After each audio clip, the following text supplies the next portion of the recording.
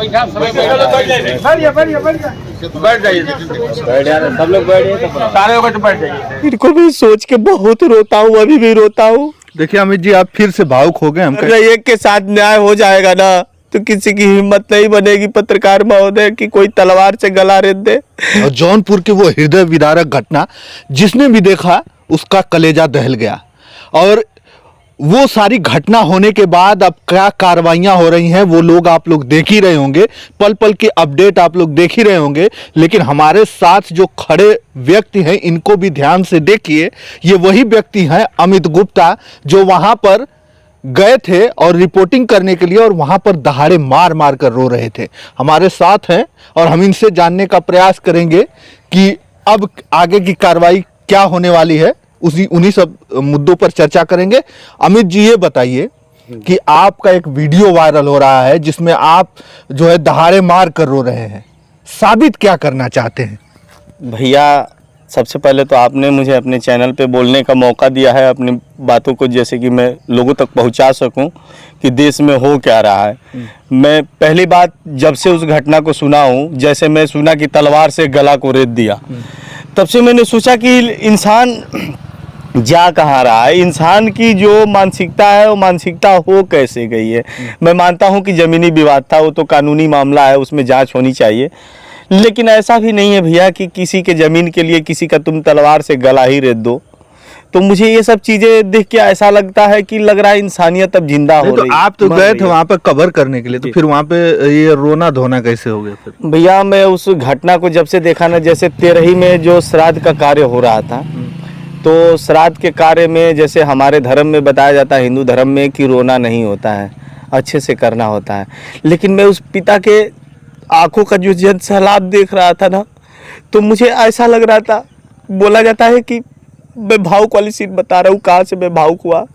मैं वो जब सीन देख रहा था ना, जैसे श्राद्ध के टाइम रोया नहीं जाता है, तो जब जब मैं उनको रोता हुआ देख रहा था तो मुझे ऐसा फीलिंग हो रहा था कि किसी का एक ही औलाद हो। जैसे 5 लड़की के बाद एक लड़का हुआ था। असली बात तो इस बात का दुख है। लेकिन जब श्राद्ध के टाइम जब जब उनके पिता जो भी आ रहा था, उनसे मिल रहा था, तो हमेशा रोते रोते श्राद्ध का लास्ट कार्यक्रम भी था। मुझे वो सीन नहीं देखी जा रही थी, और मुझे ये समझ में आ रहा था कि इस देश को सोने की चिड़िया कहा जाता है। मुझे गर्व होता है कि मैं भारत का हूँ। कभी कभी मुझे ऐसा भी गर्व होता है कि मैं भारत का नहीं, किसी और देश का होता जहाँ पे तुरंत न्याय होता है, तो मुझे बहुत अच्छा लगता। उसी सीन को मैं सोच के बहुत रोता हूँ, अभी भी रोता हूँ। देखिए अमित जी, आप फिर से भावुक हो गए। हम कहेंगे कि रोइए मत, अभी जो हुआ वो भैया, वो सीन मुझे बार बार मजबूर कर दे रहा है। एक पिता कैसे श्राद्ध का कार्य पूरा किया, बहुत मुझे नहीं। तो अभी तो काफी हद तक देखा जा रहा है कि अभी नोटिस चिपका दिया गया है घर पे, 25 तारीख तक जो है टाइम दिया गया है। इसके बाद जो है लगता है कि घर टूट जाएगा। आपको क्या समझ में आ रहा है, लग रहा है? देखिए, नोटिस जिस दिन मैं रोया था चैनलों पे चला था, हो सके महाराज जी को मैं धन्यवाद दूंगा, चाहे सुप्रीम कोर्ट, चाहे जो भी हो, चाहे जज साहब हो, आप लोग भगवान है, चाहे दे तो न्याय कर दे 1 मिनट में। लेकिन आपके भी रिलेशन में आप जज हो गए, लेकिन आपके रिलेशन में भी लोग हम जैसे लोग होंगे। अगर न एक के साथ न्याय हो जाएगा ना, तो किसी की हिम्मत नहीं बनेगी पत्रकार महोदय कि कोई तलवार से गला रेत दे। अगर ये किसी और चीज से हुआ था, लड़ाई झगड़ा में हुआ होता, तो मैं नहीं रोता। मुझे ये दृश्य बार बार दहला दे रहा है, क्रूरता का परिचय दे रहा है। क्रूरता जिस तरह की घटना हुई है, एकदम लगता है क्रूरता लगता नहीं, क्रूरता हुआ है। और ऐसे लोगों को बीच चौराहे पे या तो गोली मार देना चाहिए, या तो पेड़ में बांध करके और लगातार उससे डंडों से पिटाई करनी चाहिए। कहीं ना कहीं मेरा धर्म कहता है, पहले धर्म है फिर कानून है। मैं इसके लिए कह रहा हूँ, मैं कानून को फॉलो भी करूंगा, कानून के हर नियमों को गाइडलाइन रखते हुए मैं फॉलो भी करता हूँ। लेकिन कहीं ना कहीं मैं सोने की चिड़िया कहे जाने वाले देश से भी नहीं। तो जो मारा था, जो हत्यारा है रामजीत यादव, वो तो गिरफ्तार हो गया। इसके बाद जो है उसके जो पिता है ललिता यादव, वो भी गिरफ्तार हो गए। तो और भी गिरफ्तारियां हुई हैं 2-3 लोगों की, 4 लोगों की। तो आखिरकार अब क्या मांग है। और आप जो है कवर करने के लिए गए थे, तो आपसे तो कोई उनसे जुड़ाव ऐसे नहीं था? कभी मिले थे अनुराग यादव या उनके पिताजी से? भैया मैं 3 बार मिल चुका हूँ, 3 बार मिला हूँ। उससे पहले, जब ये घटना से पहले नहीं? मेरा उससे कोई रिलेशन नहीं है, लेकिन हमारा धर्म कहता है कोई जरूरी नहीं है कि खून का रिश्ता है तभी आपसे अच्छी व्यवस्था दोस्ती होगी, अच्छी मित्रता होगी, ऐसा कोई जरूरी नहीं है। खून का रिश्ता मानने नहीं रखता है कि खून के रिश्ते में ही सिर्फ आंसू आते हैं। कहीं ना कहीं हमारा धर्म है, इंसानियत है। अगर इंसानियत जिंदा है तभी आप हमारे पास आए महोदय। आपके अंदर इंसानियत है, दर्द है, जो भी चीजें हैं। अब क्या चाहते हैं? क्या जो है सरकार से या प्रशासन से क्या कहना चाहेंगे? महोदय, सरकार महोदय, मैं इस समय समझिए कि मैं एक आम आदमी, एक बच्चा हूं आपका।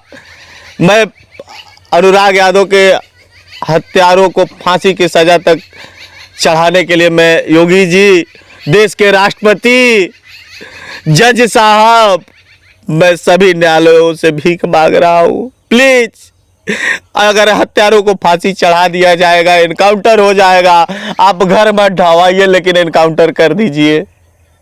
एनकाउंटर होगा तो किसी की हिम्मत नहीं होगी, नहीं तो फिर हर महीने में एक घटनाएं होती रहेगी। कल हमारा भी कत्ल करा दिया जाएगा, कल आपका भी हो जाएगा, जेल भेजेंगे, 2 साल बाद छूट जाएंगे, फिर हत्याएं होती रहेंगी। अगर हम जैसे क्रांतिकारियों को अगर बोलने का मौका नहीं दिया जाएगा, हम जैसे क्रांतिकारियों को जल्द से जल्द मरवाने की भी कोशिश की जाएगी। यही मैं सरकार से गुजारिश करता हूँ। क्या आप ऐसे बात कर रहे हैं कि आपको भी धमकी उमकी आ रही है क्या? नहीं, मेरे को कोई धमकी नहीं मिलती है, लेकिन अगर ऐसे हत्यारे रहेंगे तो हम जैसे लोगों की भी हत्या हो सकती है। जी, ऐसे हत्यारों को इस देश में रहने का कोई जगह नहीं है। और सबसे पहले तो उस दरोगा जी को मैं कहना चाहूँगा जो तैनाती है, ऐसे दरोगा को बीच चौराहे पे ले जाके पब्लिक पैलेस में मारना चाहिए, क्योंकि उकसाने वाला जांच का विषय है। कॉल डिटेल्स में अगर जानकारी कुछ आई भी है कि दरोगा जी से देर तक बातें हुई, लेकिन ये रिकॉर्डिंग में नहीं आया कि क्या बातें हुई है। लेकिन उकसाने वाला सबसे बड़ा अपराधी है यहाँ, उसको तो बीच चौराहे पे गोली मारना चाहिए। और रमेश यादव का जो भाई दरोगा जी, मैं दरोगा जी को भी कह रहा हूँ, ऐसा नहीं है मैं टूट भले गया हूँ। लड़का रोता है तो दूध की जरूरत होती है हुजूर, उसी तरह से हम लोग आम पब्लिक है, हम लोग रो ही सकते हैं। सरकार के शरण में जाके गुहार लगा सकते हैं, भीख मांग सकते हैं। राष्ट्रपति महोदय जी से भी गुहार लगा रहा हूँ अनुराग के परिवार के लिए। मेरा खून का रिश्ता नहीं है, लेकिन इंसानियत अभी जिंदा है। कब तक खड़े हैं अमित गुप्ता परिवार के साथ? मैं परिवार के साथ जब तक जान रहेगा, जब तक सांसें चलेंगी, तब तक मैं अनुराग के परिवार के साथ हमेशा खड़ा रहूंगा।